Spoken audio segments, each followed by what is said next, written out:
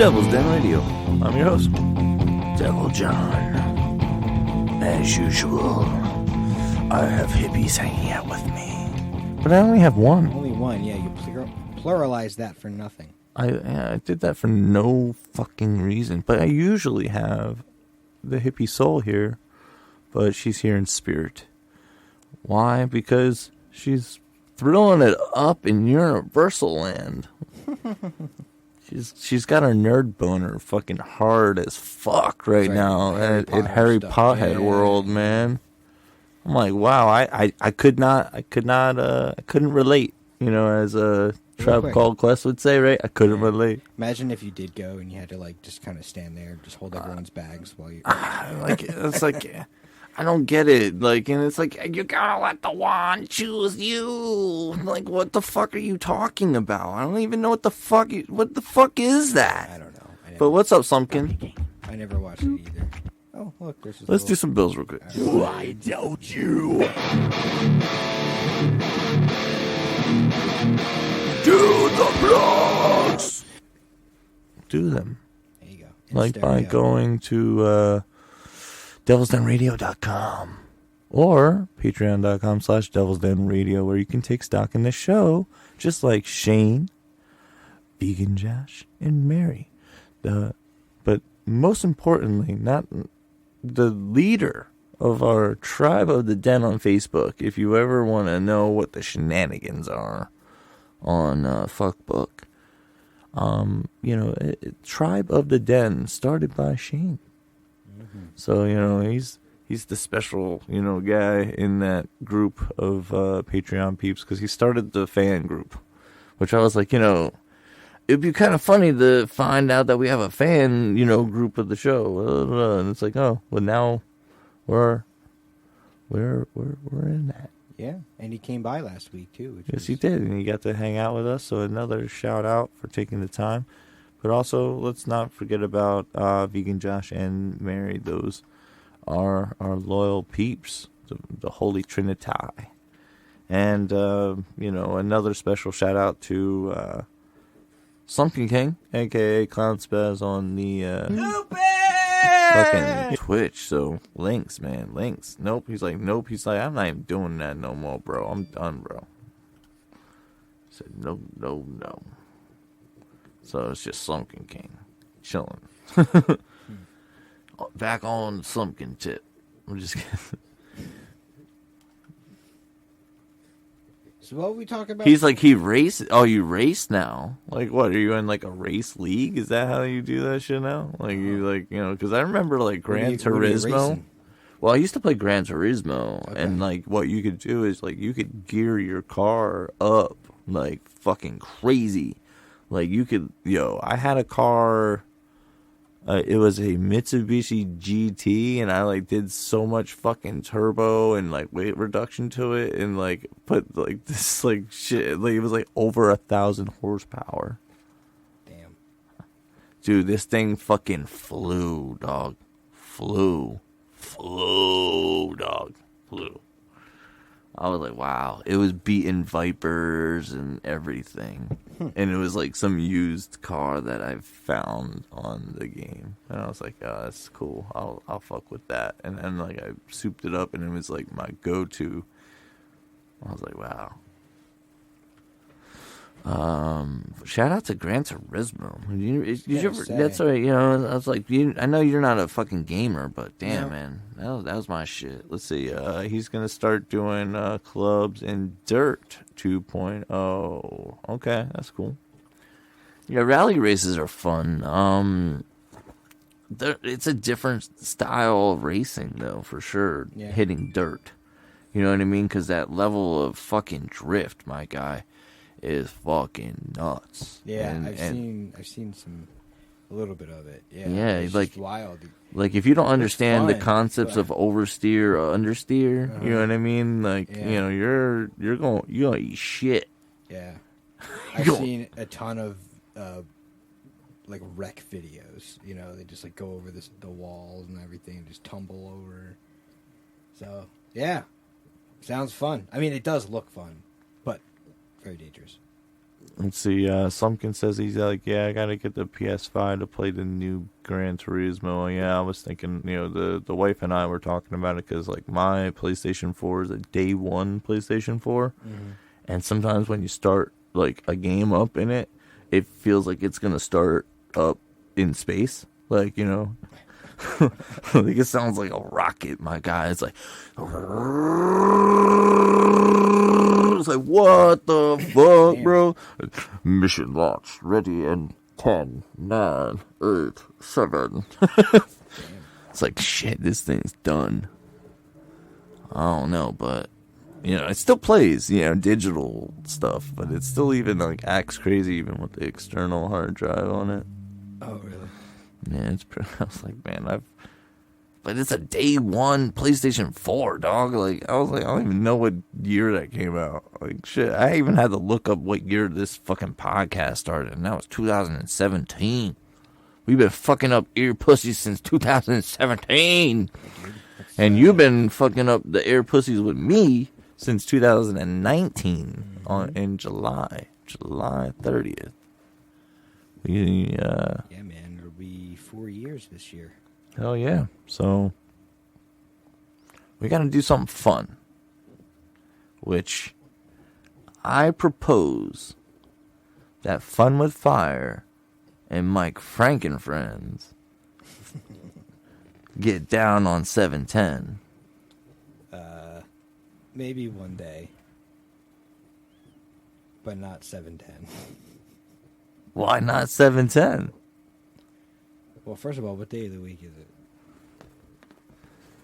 I don't even know. I don't know. I don't really see a cover band and a jam band being a sensible bill. It's for our own sake. It's a Monday. It's a Monday. It's a Monday. So it'll be like, it'll be our 710 special on the 8th. July the 8th, which is like right after the holiday, you know what I mean?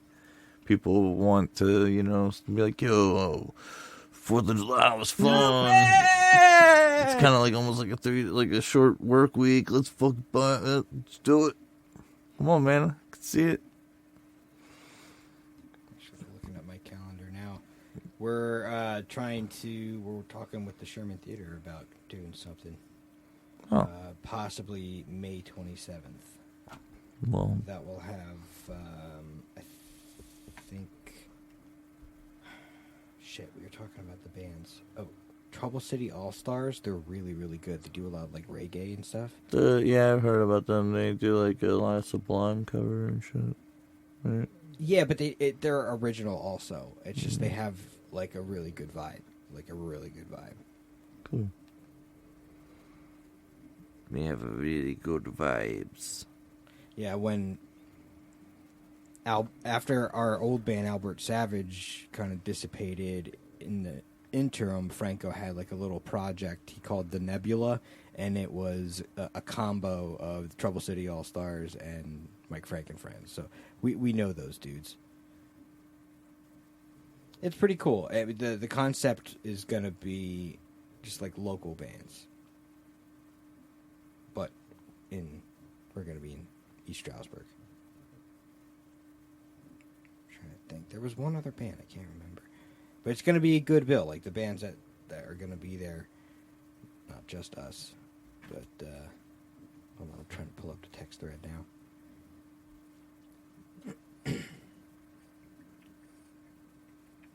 You know who Dave Cahill is, dude? No. He's a local guy. He's actually a very, like, abstract kind of musician. He's got a band that they kind of sound robotic. I think before the show we were talking about like a robotic sound. They actually do sound robotic. It's weird. The robotics. Yeah. Speaking of robotics, yeah. Updated some. Well, stop scratching yourself so hard. Like I can hear you scratching in the microphone. And she just yelps. And then she just yelped. And it's like, yo, who's hurting that animal? It's like that animal's hurting itself. Like, stop, please. They're like always making noises. Like if anybody has any sympathy for the, French bulldog owners, man, like, jeez. It's like, well, why did you get a French bulldog? They are so, like, personality fucking, like, ugh. Yeah, they're their own kind of thing. Yeah, like... They're special. They're very special.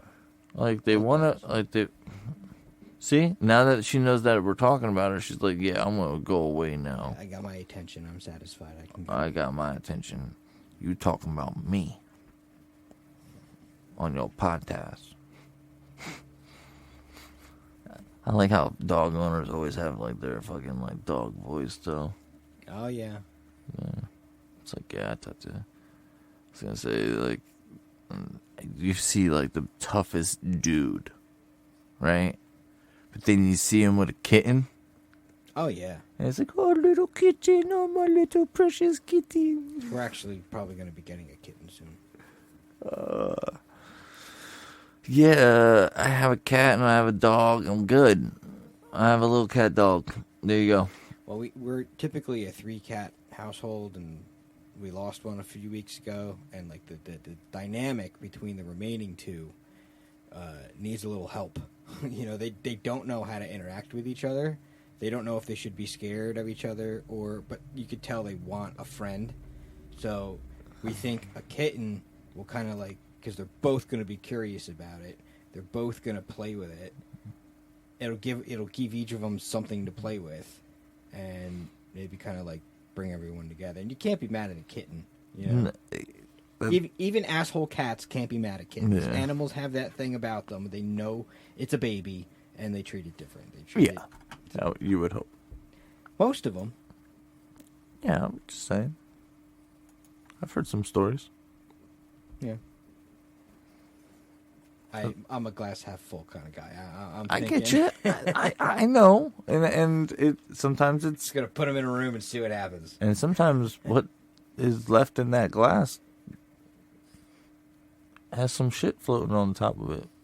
You don't know what that is, but it has some type of viscosity that floats. Yeah, but it could be medicine. Could be backwash. Could be. So one way to find out. Are you gonna sniff it? Totally I was gonna say you sniff it first. Yo, I just have a flashback of the one time I didn't Oh sniff shit! first. You didn't sniff first. Oh no! No, I'm hanging out, and of course it involves Mike Frank. We're hanging out, drinking beers, and I have like maybe an eighth of a beer left. So maybe 2 fingers worth. No. All right. It's enough to where it's like, I'm not done with this beer, clearly, But I didn't notice, but Franco was dipping and sees the beer bottle and like looks empty to me, and he just like spits in it, and I didn't notice. And I'm like I'm like probably like in a conversation or something. Anyway, I turn around, I grab my beer, I take a sip, and I'm like, No. it's like, it's got like a minty kind of, what the No. hell? What happened? And then, yeah, instantly I just got up, ran into the bathroom, and started like dry heaving. I was so mad at Frank. I was so mad. So there was a story, and it's a famous story, all right? It's a punk rock story, all right? You know the Ramones, right? You know who they are? Yep. Do you know who the Sex Pistols are? I also know who they are. Okay, cool. I just want to make sure. I just don't know a lot of metal. Well, that's fine. Well, do you know about the infamous pissed beer story? No. But The Ramones served the Sex Pistols oh my god. piss beer. Oh my god. So did they have like a rivalry? Or was it just like It was kind of a like it was just a a nasty shitty prank. They Okay. were like All they right, were all right. they were shitty pranksters. It was a crazy time. Yeah, man. Wow. And then So what happened? Oh, well, they fucking drank that shit and they said it tasted like piss, and then eventually years later they went on a media, tour, and they were like, oh yeah, I remember when we pissed in a beer. Yeah, we did that. Oh, it's like, God, that's fucking gross. Ew. It's like, wow, damn, dude. Oh, and it made me think. I was like, all right, what was the dumbest shit that I did as a kid? And it's funny because it's I'm following that up after last week's debacle of how you hypothetically figure an alibi to going to the strip club. Oh, okay. That caused a lot of controversy in my household. Did it? Uh-oh. Well, you heard it on the show. Oh, just on the show, not after I left your... Oh, no, it's not it was like, we need to talk. So you want to go to strip clubs, huh? No, it's like, she's like, I've been checking the bank account daily as I've been on vacation. Huh? Cash withdrawal, huh? What was that for, John? What are you feeling in a dancing mood? Put on your dancing shoes. Nah, she seemed to be. She rolled with it. It seemed. On the outside. But her voice said, fuck all of that. Well. Yeah, we weren't saying that we were trying to go to a strip club. That's why I said it was a hypothetical. It was a total hypothetical situation. Yeah, that's why I But she did walk in the middle of it. And that's why I filled her in. I said, hey, just so you know, we are thinking of hypothetically. But, hey man, sometimes you win some, you lose some. That one I lost it live. Yeah. I lost that one live. Like in the live stream and on everything, man. Just lost that shit right there. I was like, damn. This is Do you think she's listening now? Or do you think she's too busy well, she's at the park over there, so yeah, she probably She probably found a way to get these kids to be like, yo, let's try every square inch of Harry Potter, all right? She started coming back with a wand of sorts. I think that's to be expected. They're coming back with, yeah, and then stuff. the parade that they were in, they got to wear some type of hat of sorts or whatever. There we go. No. See, she's going to be like, I fucking told you it's a sorting hat. A sorting hat? What the yeah, hell or is a something hat? like that. I don't fucking know. I didn't watch any of the other... Alright, I watched one Harry Potter movie, and it's with the scary basement. It's more than I've seen. Yeah, I've watched one. And like I said, it had it had the the Cerebus in it, and it was kind of cool. But the CGI was kind of jank, to be honest with you. So that's what I'm saying. It didn't do me. What year did that come out? Start up that was for kids though, man. That wasn't for me. That's when the books came out, right? It was young adult. I didn't even know about them until the movies came out, but I wasn't into that mythical stuff. I think they were on the 4th book by the time I was in 8th grade. And I was like, eh. So it was kind of my era's shit. You know what I mean? I also never read anything, so it wasn't on my radar. Books. Yeah. No. Yeah, I like reading, but I have to find something that is really 100% something that I want to get into. I don't know. And a lot of times I fuck with the graphic novels and shit like that because there's a lot of shit that's in it that's that's what I want to read. That's pretty fucking wild. No, it's the ADD kicks in, and I have a thing where I could read something on the page, but it doesn't actually form an image in my head. I can't picture it. I can't. You ever seen the movie V for Vendetta? No, I haven't. But I know it's good, and I should watch it. Yeah, I was gonna say It's cool. It's a big ass comic. Yeah, man. That's what I mean. It's kind of cool. So, it's a graphic novel. Interesting. So See, I never read, so I've never seen one of these before. I have one that I will suggest to you. Do you like history? I'm starting to appreciate history more now that I get older. I just actually found a TV show that I've been getting into. The Man vs. History. Have you seen it? Okay. Kind of like it. It's kind of like a mix of like Mythbusters and drunk history. There is... So, have you ever heard of Howard Zinn? No. Okay, well, he wrote a book called The People's History, and I believe the rest of it is The American Empire. Is the rest of the title? It's a long title, but the beginning of it is The People's History. I have a graphic novel version that kind of like takes like I would say about half of the book and puts it in graphic novel form. And it's pretty dope. Like, I let a few people borrow it so that they could, educate themselves as well, because there's a lot of stuff that's in that book that wasn't, how can I say, in my history books. Okay. But it was the people's view of what was going on. That's fascinating. So, Howard Zinn also was a partner with Ralph Nader. Okay. In the seatbelt law. Oh. Mm-hmm. So, You mean in writing the law? correct. Huh. So he was like really, Howard Zinn, I should say, was really involved. Interesting. So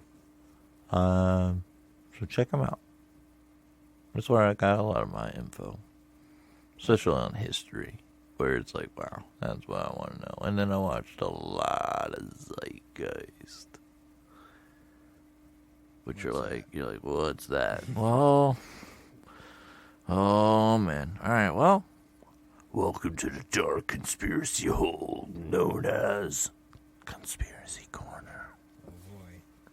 No, it talks about like ideology. Okay.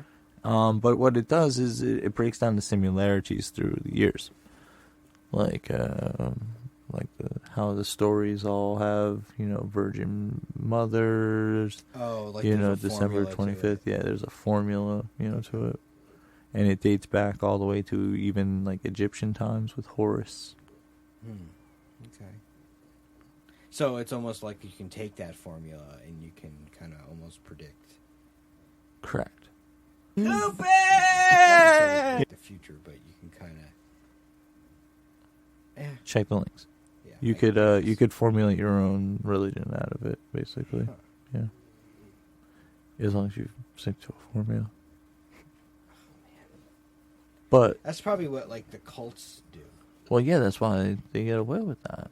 In that sense, it was an exploit, man. I anytime there's like a documentary about any kind of cult, I always watch it. I don't know. It's just fascinating to me how these people. What's your most what cult would you have found yourself caught in? Me? Christianity. Oh, okay. I fucking did. I escaped that shit. No, but like the cult that we're talking about, that you're talking about. I don't know. I don't know.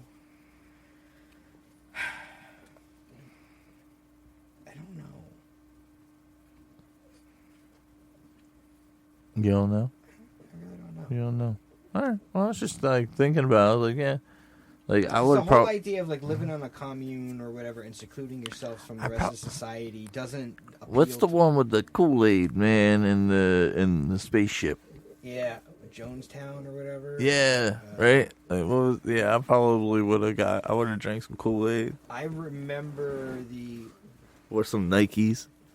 Yeah. Who was the? Some Nike track shoes. It was called like Heaven's Gate or something. Heaven's Gate. There we go. Yeah. I remember when that happened. Yeah. And all the people drank the punch. Yeah. Yeah, man. Yeah. I remember. I was young, but I remember when it happened. Yeah, we're not hearing you right now because you just moved the mic from your sorry. face. It's all The good. dog moved. I know. I was just letting you know though that your last comment was not heard. Yeah, I remember seeing the videos that guy did. His eyes were so fucking weird looking. Yeah, he made way too much like weird eye contact, and then we're like wide open. But I watched the Waco one, that show that was. Yeah, I've Waco, seen that one. But I remember when that went down, that was wild. It was also interesting hearing the how that shit went even down, and they went down in flames like that is even fucking wild. I know, right? Like, yeah, I get it. Like and the people that survived, they talk about it. And, now they are talking about it. So it's crazy to hear like even more detail about what it was. But they knew that smoke could be incendiary weaponry. They knew that before because there was riots before that this happened in Chicago. I think it was in Chicago. Mean, like when they used smoke and they found out that it could, start a fire, Oh, yeah. Could be used as incendiary weaponry. Well, incendiary means right? that... So an incendiary grenade is one where the shrapnel burns through you. It actually, like, if you get... It has a chemical in it that just burns your flesh. So if it hits you, it doesn't stop burning through you until it comes out the other side, essentially. Got you. Yeah, incendiary grenades, you don't want to fuck with them. No. They told us that if you do get hit with one, you got to just dig it out with a knife. Just dig it out because it ain't stopping. Yeah. That's nuts. Nah. Anyway. But you were talking about like smoke grenades or whatever. But yeah, but they can be used as like lethal. Yeah, I'm sure they could be in close proximity. But they can ignite. I can see that, and that's what it was. Yeah, it I'm was. trying to think the of smoke caught on fire. Their smoke grenades, were then, flaming. It must have ignited from some like gunpowder or somehow. I remember like the scene gunshots in and the shit. show, but I actually can't remember how Didn't the they? fire Yeah, they started. had some gunfire. And I know that they There's had definitely some. that. Yeah, so between the gunfire and the flash from the muzzles and shit like that, I'm sure that should have ignited the most of the fires inside the building. Yeah, I remember watching that show that came out, and then I went on YouTube and I was looking at all the videos, like the live footage and stuff. I'm like, oh my god, it's wild. Yeah, man. Yeah, cults are weird. And then there was that Scientology one. Remember that show that was out for a while? What's her name? Leah Remini? Yep. Or Remini, however you say it. Yeah, I tried to remember her name. Yeah, but we were hooked on that. We watched that. Escaping. That's just weird. Like, I don't understand how people believe that stuff. It's just too out there. Well, a lot of people are sad and depressed, and then like when you have something like that where it's like, well, I can take away all that, and I can give you take your sadness and turn it into happiness eternally. Like, what, you got drugs? Like, what? What kind of drugs you got, bro? Yeah, I'll take some of that. Like, yo, you taking the 2CB, bro? All the fucking drug heads are like, yo, what the fuck, bro? You on that 2C, bro? But even, like, I can't remember. It's right on the tip of my tongue, but other, not cults, but I guess they're kind of, like the polygamists, they're weird too. Well, yeah. It's, I try to think about the poly peeps, You know, because there's a lot of people that I like know and have had like open relationships like that, like where it's like what, Yeah. but usually what happens, right,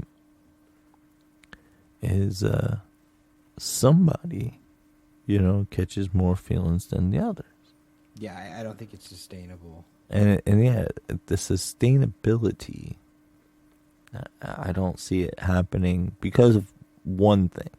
Now, if all three or however many egos are set on some type of goal of some sort or whatever, then I could see that being more sustainable in that regard.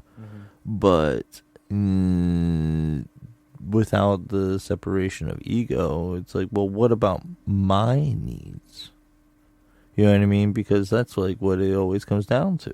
Like, you know what I mean? Like, that was a vow. You know, it's like, you know, we're going to take care of them needs. Yeah, but I think, I don't know, like the dude that's got like 10 wives or something like that. Like, well, what the fuck are you going to do with 10 wives, though?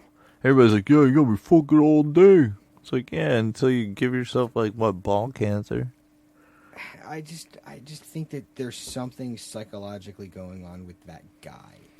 You know what I mean? Because Yeah, I just don't understand how he, like, well, I guess, well, I could understand if I was younger, like, you know, why I would be like, hell yeah, I'll be like 10 wives, motherfucker. Fuck Do you have to yeah. explain that to you, motherfucker?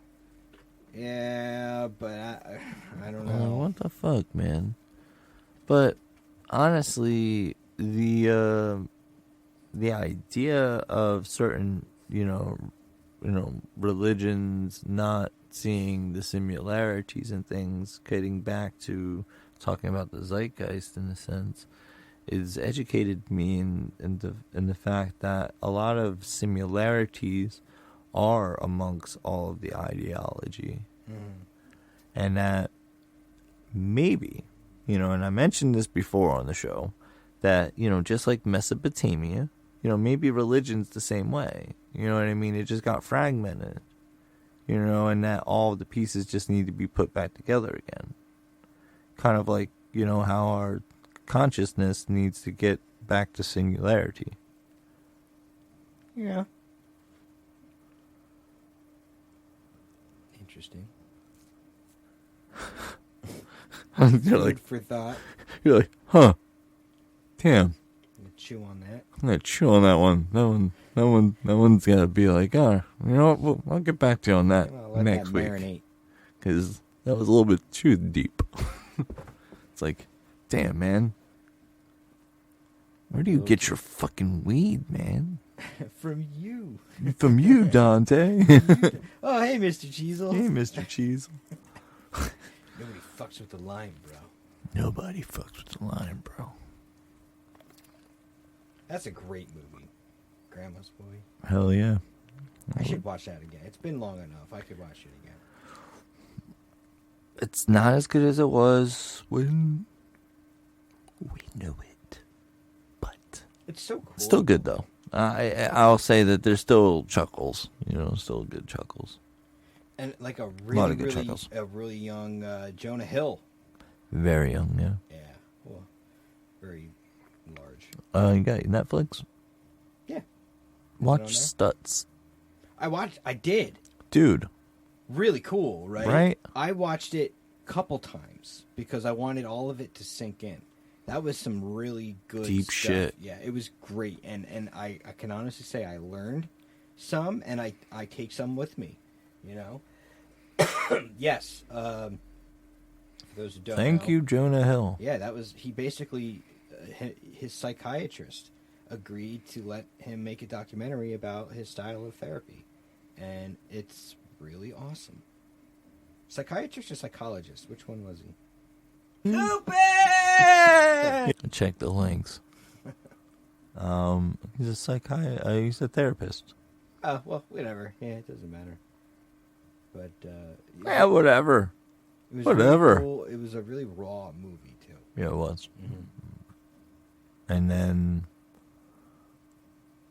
the fact that like they even broke that wall. The fourth wall. Yeah. They broke that fourth wall with you, and it was like, bam. Oh, that one scene where like the whole set comes down. Oh yeah. I was like, oh damn. You know why he looks the way he does now, like with the hair and the beard? You know why? No. He's filming a Grateful Dead movie with Martin Scorsese. He's playing Jerry Garcia. I shit you not. That's kind of cool. I think it's fucking awesome because I'm a real big Jonah Hill fan. Now, I think he's turning into... Because he did that show, the 90s or something like that, where his first directorial... My question is this, right? Because, like, he was a notorious, heroin user. Okay. All right, now the highs and lows of that drug, do the same thing, drastically to one's, personality. So I'm kind of curious as to, how his interactions, especially with Bob Weir, because I watched his point of view, because I guess they had Strange Trip or something like that. Trip, I think it was like something like that. It was like... That was a Scorsese thing. Yeah, okay, well, and that was kind of cool, but it was like more of, what, Bob's perspective. It was Bob. Yeah, it was Bob's. Which, being, so I kind of got that. And I was like, but he didn't really go into much about, like, dealing with, like, basically Jerry. an active, junkie in the band. Yeah. There have been a few things I've seen that do talk about that.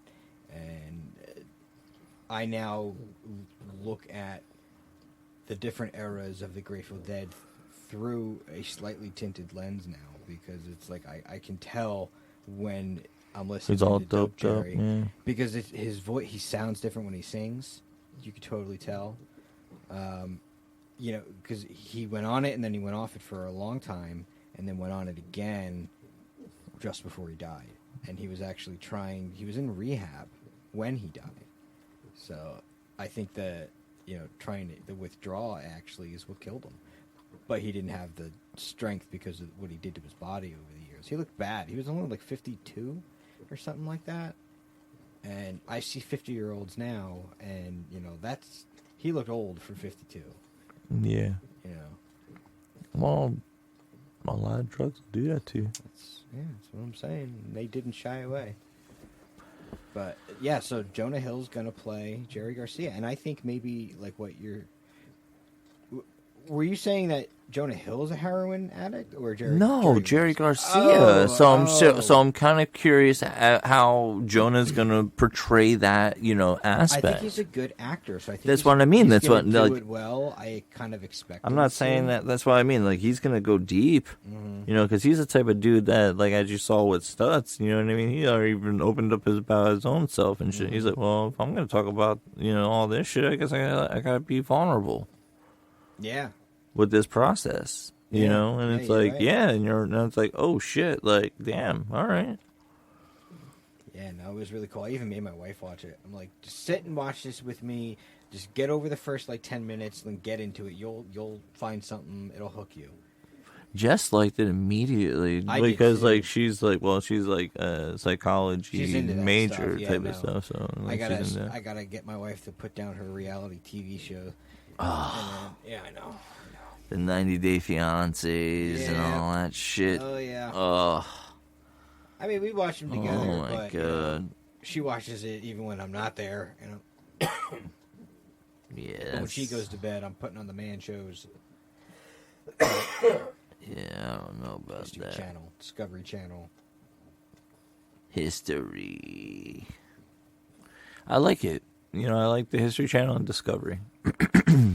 I gotta say, when I was down in Philly a couple months ago, the hotel I was staying at was across the street, literally, from Independence Hall and the Liberty Bell, where all that shit happened.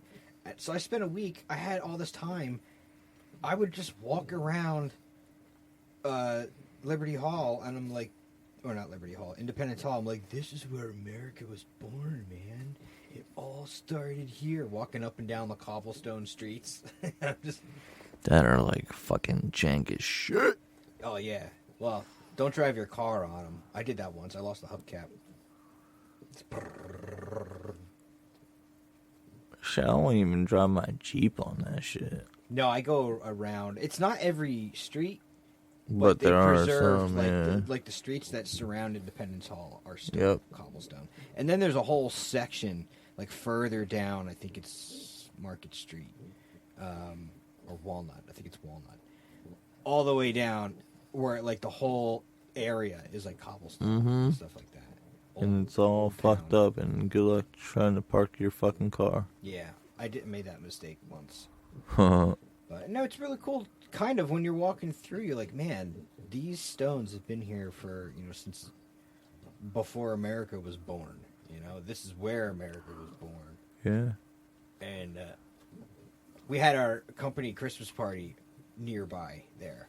So I left the hotel and was walking to the party, and I passed a walking tour. Okay. I was like, you know what? I could be late to the party. And I just kind of, like, hung out with I went on, like, the history tour for, like, a block and just, like, listened. I was like, oh, well, look, fascinating. And then I, like, walked past a Liberty Bell, took a little picture, went in the gift shop, got a little magnet. I was getting into it. America.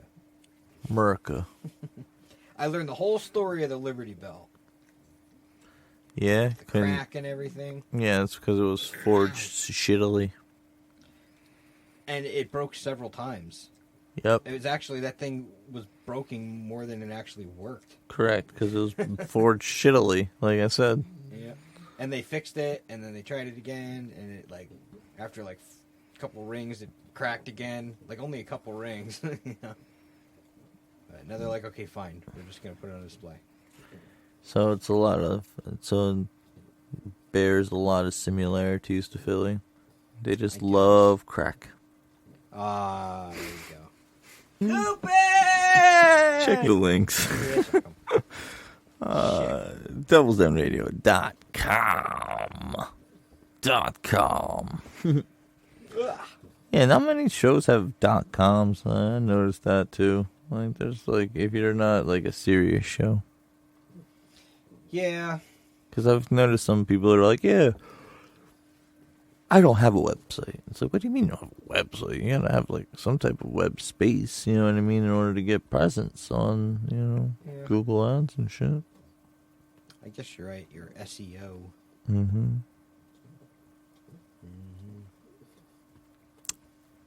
Gotta do it. Trying to think about that stuff when I was thinking about putting a band website together. Like, Yeah. Learning about SEOs and all that. It's hard. It's a lot of, like, I felt like I needed to go to, like, a fucking, like, a community college class just to get started on the understanding of it. I hear the marketing people at work talking about that shit all the time. They're trying to build, like, a online platform now. And it's, like, it's not easy. It's a lot of fucking work. It's saturation right now in a lot of things. Like, if you're not, like, 'cause especially in, like, podcasts, like, the fact that, like, if you're not doing it for the passion of, like, hey, I feel passionate about this topic, or, we're going to do, like, this, project because I feel passionate about it, like, Yeah, or even if you just like podcasting. Yeah. It's like, you're gonna keep doing it. Yeah, it's just it's gonna cost you. Yeah, I mean, honestly, it's just it's like chopping it out in shitty bars forever. You know what I mean? You could do it for 10 years. You could do it for 50 years. The cool thing is, though, that especially with what I've noticed that this show brings, it originally, when I first started the show 2 years prior to you joining, before taking the hiatus to do Bad Luck and then coming back, that's a whole mouthful. I should have just, like, reworded that better, but fuck it, that's what you get. But before that, it was just two friends bullshitting about different genres of music, talking about different bands, playing some music, and then talking about shit. And then eventually it was like, yo, that's what we should be recording, is us talking about the other shit. You know what I mean? That's what I think people want to hear. And honestly, that's what people responded to more. Yeah. I mean, we've said it a million times. All the stupid conversations that we've had. And then after the fact, you're like, man, that was funny. I wish we recorded that. I wish I recorded. I listened back to the show for quality control just to make sure that everything's good. It's like, okay, everything sounds good, cool. Sometimes I'm like, what the fuck did we talk about? Oh shit, that's pretty funny. I forget what we talk about like the instant the show's over. Yeah, it's getting to that point where I too now forget about what we've talked about, where it's like, oh, that's cool. But it's like now, it's like, psh, we just do this. And it's like, oh, what do you mean? We just show up, we do it. And it's like, yeah, what do you want to talk about? I don't fucking know. But I guess we'll find out when we hit record, I guess. Yeah, honestly, it's the easiest way to do it. It's organic. Hell yeah. Like, cause then you don't catch anybody off, you know, like... The few times we did try to like prepare for this show, it just seemed too fucking scripted. Yeah. I mean, they were fun shows. They gave us something to talk about. Yeah, we did. You know, but it's just it wasn't organic. It wasn't natural. Yeah. Like we'll have to do a deep dive again into the 1990s again. That was fun.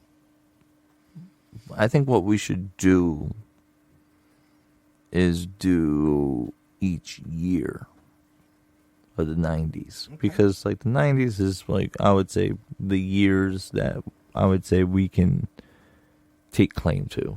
You know what I mean? That's like, yeah, I had control over radio. I listened to this, you know, and, like, you know, like, so it's like, yeah, so I would say the 90s is, like, so we'll start off at 1990 and we'll work our way up all the way to 99. Okay. And we revisit that, and we'll wait for, you know, Hippie Soul so that she can lend the female perspective on that as well, which I noticed, you know, even though our conversations dominate a lot, but like her feedback is and input is needed. I feel bad sometimes because I go off. You know what I mean? I nerd out a lot. Yeah, we nerd. Yeah. And then what happens? She entertains me though. I mean, she'll listen to me, which is nice. But yeah. I do feel bad. She's gained so much knowledge about music and shit though, just from sitting in this chair though, where it's like, what the fuck? I feel like I went to like a Berkeley adjacent summer school for some reason. It's like I got speed coursed. I don't know what happened. She's just a music lover. Yeah, so she's getting the other aspect of it. Yeah. I think it's cool, and if she likes, you know, I like watching behind the scenes stuff for like TV shows and music. I know she loves at least one musician. Oh, there you go. That's funny. Like, who's that? You're like, who's that? Oh, yeah. Yeah, but to get a glimpse on how, you know, music is made. Yeah, well, she sees the work that, you know, Aunt and I have put into the project that we're working on, which I showed you the drums to, you know, the one song that I'm like, okay, this one, like, we're getting close to being done. And to think, like, every band that you listen to, for the most part, has spent time huddled in a room chopping shit out exactly like what you and Aunt are doing. Yeah. You know what I mean? Like, that's how it always starts. And then, like, the really, really good ones, the talented ones, and sometimes just the lucky ones, you know, are the ones you hear. You know? Yeah. Think of all the bands that you'll never hear. Yeah. Well, all nowadays it's like... never hear, that's been written that you'll never hear. Yeah, there's a lot of opportunity, you know, now where it's like you can be a bedroom producer. It's entirely possible now. It is. It is very, but you also need to like know how to, you know, craft a good product from your room. It's not like you can't play concerts in your room. Yeah, it's not gonna. Yeah, it doesn't work out that way.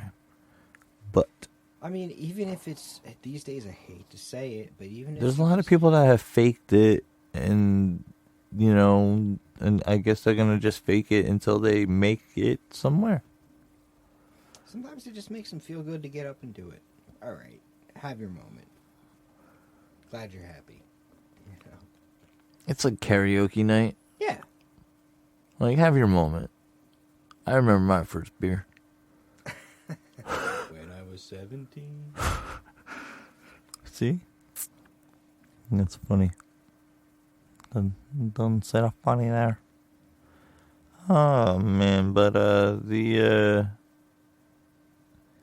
talks of music, though, I'm also must say that I am going to be finally releasing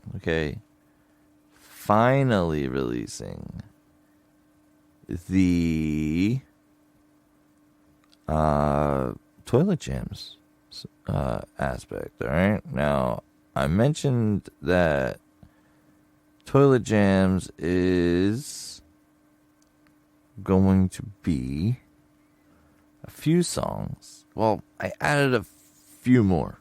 All right, just a few more. Okay. All right, now one of these songs, all right, I want to put on it, and it was the very first song that I ever produced as a Toilet Jam, in a sense, but I never ever showed it. I think I sampled it one time on this show, and I was like, "Hey, this is the first song that I ever did." And then, when I talked to the wife, she was like, "That sounds really good. I like that." Okay. And it's like, fuck. So now I gotta put that on there. So then when I started adding, more and more, and then I didn't even get to add that one that I wanted to add, so I started showing. Check the links. I just kept adding, and I was like, well, what about this one? And then what about this one? And what about this one? All right, I'm up to fucking 14 god dick truck, bro. Damn. 14 toilet trams. So it's there's the space tro. So instead, you see what I did there? Space tro. Oh, okay. Yeah. So no intro, space tro. But the 8-bit Slumpkin stays alive. The Night Howler. Knock Kane is what I called the one song. Which I'll explain that one day. Okay. Uploading Meat Vessel. What's that? Uploading Meat Vessel. It's one of the songs. Oh, nice. Okay. And Love Social Distancing.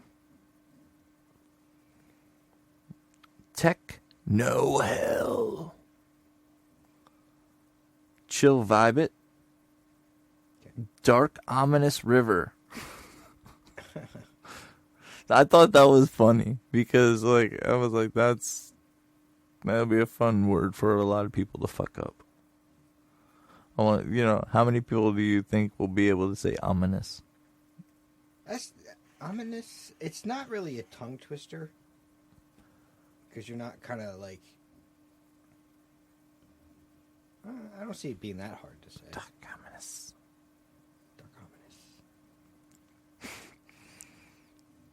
It sounds like one long word, not Yeah, right? Yeah. Dark ominous river. It should be a compound word or something. Yeah. Ravers on Parade. The Last Days of Bliss. Oh my God. I had so much fun with that one. Happy Trails and then the Weed Tro.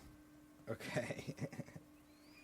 So, and then there's one additional track, like I said, that will be on there as well. But I think I gotta chop it down, man. I gotta chop it down. So that means I'm sending out the choppies. All right, sending it down. All right, like I want people. Then I'm gonna send it out to the Patreon peeps first. All right. And we're gonna vote it out. And then I want to try to I don't know. Like I'm gonna try to go for 420 this year. I think to release it on my wedding anniversary. And be like, hey, what a great way to celebrate. Another year with the show, because basically 420 is also like kind of like around the same time that the show started. Okay. So, but we'll change that birthday though to reflect the actual cast that we have now, which will be end of July, July 30th. It was our, which I think works, because the July 10th show that that I threw last year to celebrate the wedding, to kind of go with the 420 theme. 710, but 710's on a Monday this year, so it kind of sucks. We have to wait a long time before it's like on a Saturday. Fish is playing on July 30th at MSG. That's a lot of times at MSG. I'm just kidding. They're doing 7 straight nights. I know. That's why I was like, that's a lot of times at MSG, because we talked about it last week, and that's how I remembered. That's right. See, I just talked about. See, I remember. So good. I remember. Best man ever. I remember.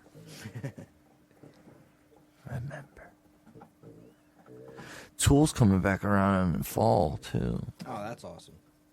Where are they coming? I don't know yet. They haven't announced Prudential dates Center, yet. probably? Huh? Prudential Center. I Probably? fucking hope so. If that's the case, man, I swear you gotta go just to see the late show, just so that you could be like, yo, in comparison, you're right, John. It is its own thing, just like how Fish show is definitely its own thing. So I'll give you that. But they're both fucking amazing. None's better than the other. But that shit's dope. I would probably be like, it's awesome, but Fish is still better. I don't know, man. There's like I said, I showed you those I sent you some screenshots of some people that had floor seats. Yeah. And you were like, whoa, what the hell is that? Well, yeah, because it's awesome in its own right. But And you're I like, don't know. whoa, what the fuck is that? I still It's think like, Fish outdoes them. Because one thing Tool doesn't have that Fish does is holograms. Fish have holograms. Like one of their New Year's gags was they turned MSG into an aquarium on the inside, and they used the holograms as fish. And like the fish were swimming like throughout the air right like above you. Spoiler. What? Do they have it? They do. And they turned the entire Prudential Center into a snow globe. Really? That's really cool. And they did it during the song Calling Voices off of Fair Inoculum. It was fucking awesome. And it was like during that song, and then Jess saw the confetti that they were dropping as well. Okay. And then she was like, and then she turned to me and she was like, I can feel the confetti. And I was like, that's because the digital stuff that they put in there too. Like you felt like it was like everywhere. And I was like, wow, they ain't fucking, yeah. Like you don't leave. I would say you don't leave that show like not feeling like you got your money's worth for the most part. Yeah. So here's a quick video. Like those things floating. Those are all holograms. And they got like dolphins and whales and fucking shit like that. Yeah, that's pretty cool. All right. Yeah, so I would say that Tool definitely does something very similar as well with calling voices, but they made it, like I said, they mixed it in with real confetti, and they did digital confetti like that as well. Dog, I fucking thought it was like some like fucking wild ass shit. It's so amazing what they're doing, what they can do now with the light shows and shit. It's like, wow. And I need to get back to a concert. I just found out that I can get tickets through my company to select concerts at MSG. So, but you have to put in for like a lottery. I just found out about this. Apparently, it's for like when we take clients out to like schmooze them and stuff like that. Gotcha. But you can put in for personal tickets, but up until the day of the show, you can get bumped for like business tickets. You know what I mean? Like if it's for a business purpose, they're like, sorry, dude, you can't just go because you want to go. You know? Yeah. It's like, we have a fucking client that we're going to try to schmooze here, so you go, you like, lose. Sorry, you can't come.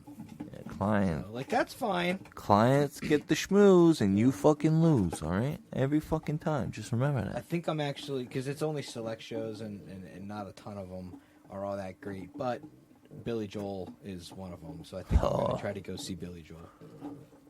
I'm not a big fan of Billy Joel. I grew up listening to him. He was only my because, introduction to music. fuck you for writing a song called Allentown about the city of Bethlehem. I understand why he had to change the name. Like, then change the fucking title. well, he talks about Bethlehem in the song. He mentions Bethlehem. He mentions it. It's in one of the lines. It's only in one line, even though the whole fucking song was inspired about it. Yeah. They're shutting all the factories down. Out in Bethlehem, they're killing time, filling out forms, standing in line.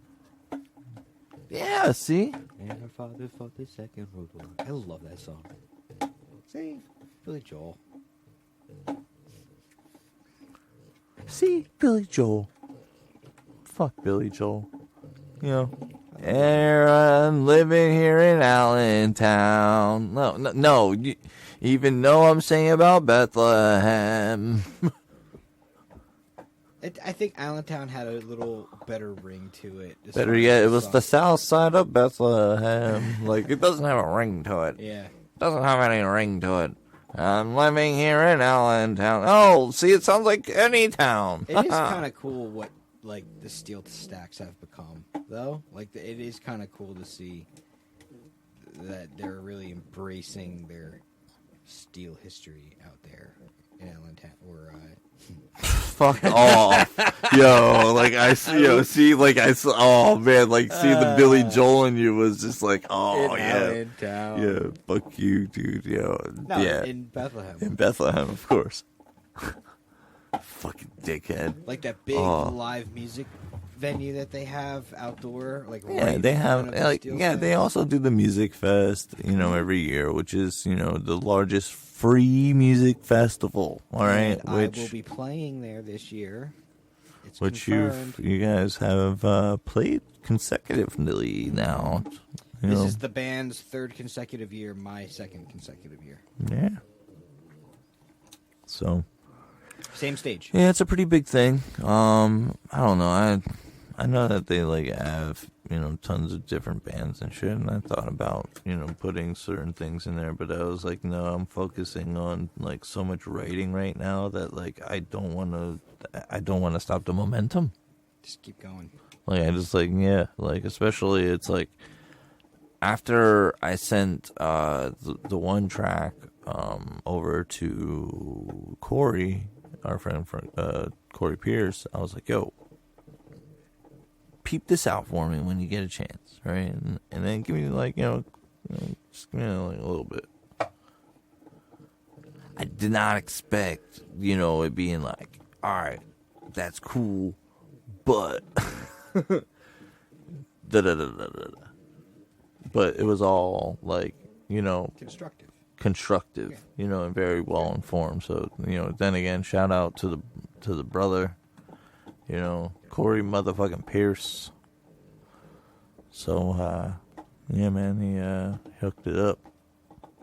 But, like I said, it's like writing that and then writing the lyrics and everything. For me, like drums are, I follow a lot of it, when I write my lyrics. I follow the drums a lot.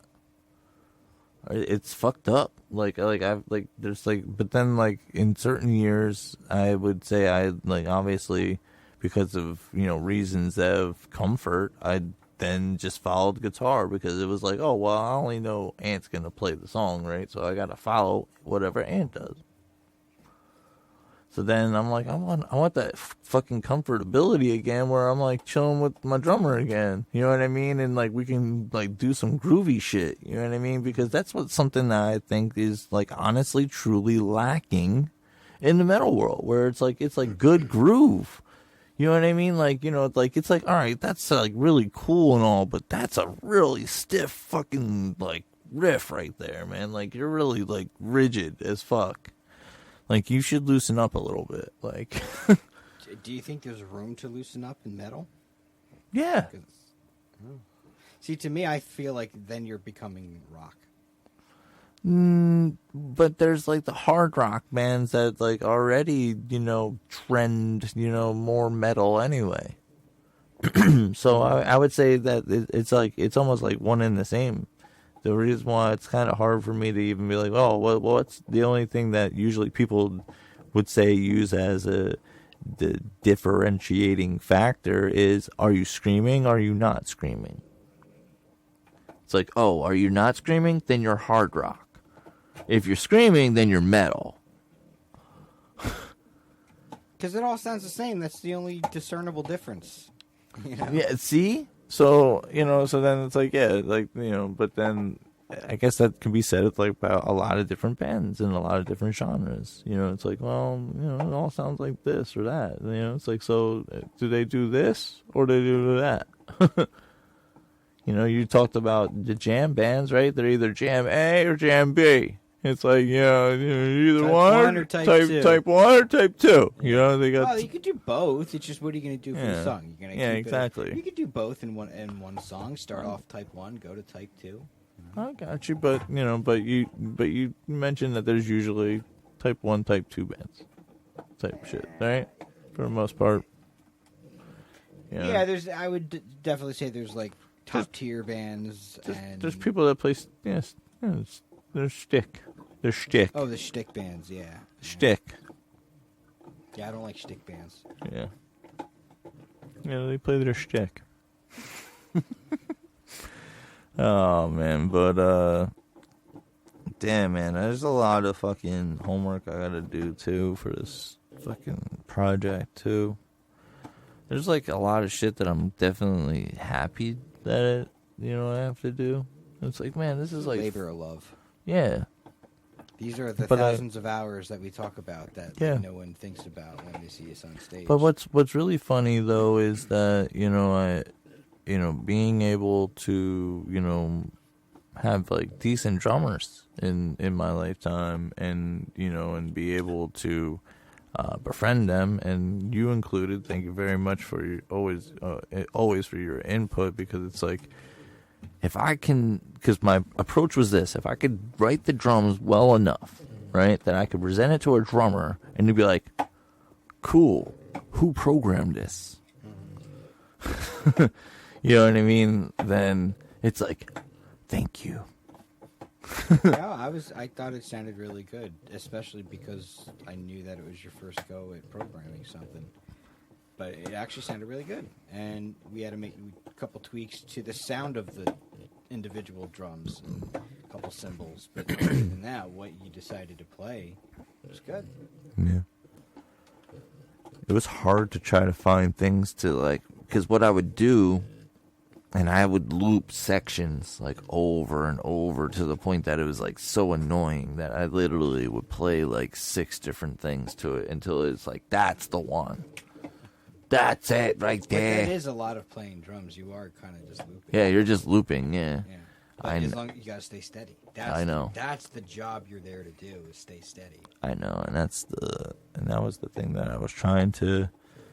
I wasn't trying to do something that was like, oh well, this sounds cool, this sounds cool, this sounds cool, and it's too hodgepodgey. Where it's like, all right, John, that like, yeah, maybe each part may individually sound good, but as a whole, it doesn't work at all. Things stepping on each other. You gotta like you're tempo mashing. You're doing this. This is overlapping, and this is like, you know what I mean. It's like, yeah, there's always That was one of the bigger fears. I'll be honest. I was like, And shit. because it's so fast, I mean, you have a lot that could trip over itself. So you have to be extra conscious of sonic space. Yeah. Getting that feel. Because it's real. Well, the guitar part, that was a human. Yes. So it has the feel. And since you clearly that was to some kind of metronome or like a set metronome and to a groove. I said like a basic groove that was like kind of just like a snare on one that like kind of like accents like exactly with the fucking metronome. Everything on that you put on top of the drums is gonna line up. Yeah. So. And yeah, man. Like there was like. I can remember my first mixing board that I purchased. It was like a fucking PV USB mixer. And then I learned that I needed a better, mixing console. And Byron was moving out to Texas, because God forbid broke up. And I was like, oh shit, you're selling your shit? All right, well, I'll buy some of your shit. And here it is. Still running. Still works. That's crazy. Like nearly fucking 12 to 15 years later. Beaker came up to me at the fucking show and was like, is that what I fucking think it is? And I was like, you bet your ass it is. I was like, and you see that it's still fucking working, right? I was like, yep. And I just put some extra stickers on it, just to let people know, hey, this shit's been road tested. Mother approved. Still got a lot of, God forbid stuff on it. Yeah, but, on this box. Yeah, the case is seen some shit. Yeah. And then, like I said, this board, seen a lot of practices as well. A lot of different venues now. Has supported a few acts and everything. Just a lot of shit. So, it's kind of fun, man. We are, we're always evolving, with the ideas on this show. So, if you want to see us evolve with the content as well, and you want to see us progress a little bit quicker, we need some monetary value, in that form of Patreon. Now, with Patreon, we are giving out the first access to the Toilet Jams, which I'm not even fully decided on how I want to title this yet, because I still think that Devil's Den Radio presents Toilet Jams is something that I was thinking about. But then I was like, I don't know, because it is a branch of the show. The Toilet Jams have always been, something that kind of filled some space sometimes when we're like, hey man, I don't know, I'm not really feeling really good today. I don't know. It's like, let's smoke some weed and fucking listen to music. All right, cool. Listen to some spacey shit. And it's like, yo, dude, this is perfect, smoke weed and fucking space out music. And it's like, thanks, I think bro. it's cool. It's a cool little, I don't know, extracurricular thing for the show. I definitely, I hopefully will be able to get us some monetary value out of that as well through the streams and certain shit too. So, it's another product. So it's a nice product. So I think that's what I'll do. All right. I think it's been decided. See? So we got a lot of work done. But Patreon is where you're going to be able to hear all 15 of the tracks available for the release. But you know what? I think we're going to have to trim some fat. 15 is a lot. 15 is a whole lot. Or do a double album. 'Cause technically, 2 of them are just 50 cent like, you know, and when I say 50 cents, like, you know, just literally less than a minute, like, you know, fucking clips. Yeah, you know, I take that back. I think 14 is fine. Because it's not like you have to worry about, like, CD length or something like that. Yeah. You know? I think that's where it all started. Like, your album can't be more than, like, 50 minutes or something like that. I don't know. Yeah. I don't even remember anymore. What did a tape hold? It was like an hour? 30 minutes? 60? Yeah, I think we might do 15. Who knows? We might even do one more because I fucked around when I was recording new guitars and messing with drums yesterday. I found our Wilson Phillips cover. Jesus. And when I mean it was fucking awesome when I turned the MP3 back on that we recorded to. Oh. Dog. You can hear us. Dude, we were jamming, dog. Jamming, dog. I was like, holy shit, man. I was like, yo, the only thing I'm missing is like this guy with his backing vocals, and we would have had more, you know, fun time, I think.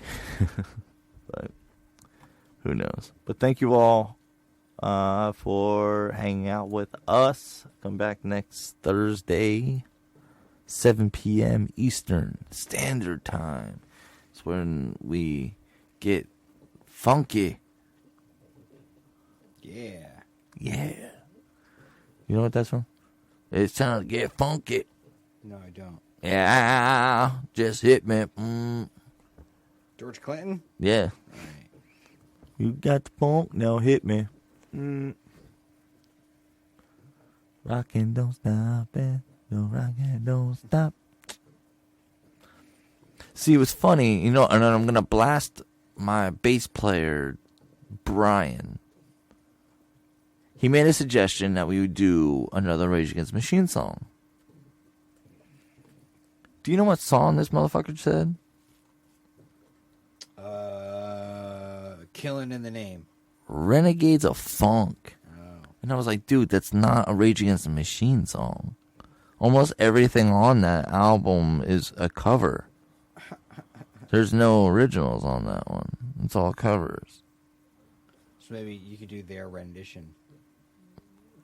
But no, I don't know. Well, yeah, the George. Now, do Killing in the Name. I fucking love that song. Yeah, that one's pretty good. That's a Ba-dam, chunky, ba-dam.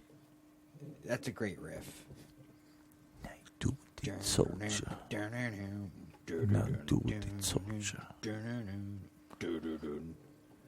That's in drop D. Soldier. And now you're under control. And now you're under control. I think that's Those who died are justified. You're wearing your badge and the chosen white. You justify those who died. And you're wearing the badge and your chosen white. The one line that I want to do that he did, in I think it was an LA performance, okay. was some of those that hold office are the same that burn crosses. Mm-hmm. And I was like, yo, dude, fuck yeah. Thank you. It's true. They weren't wrong. They fucking called that shit. So, thank you. Thank you for awakening me and bringing me out of the matrix, in a sense, and seeing the world as it really is. But on this journey, as we phase through whatever dimension we are going through, I would like to still think I'm in the third dimension. But at this point, we might be feeling astral. A little bit. Treading that fourth dimension. Feeling astral. So maybe you're feeling that way too. Yeah. And you can come back then next week when you can stay metal and be metal. But recycle. And wash your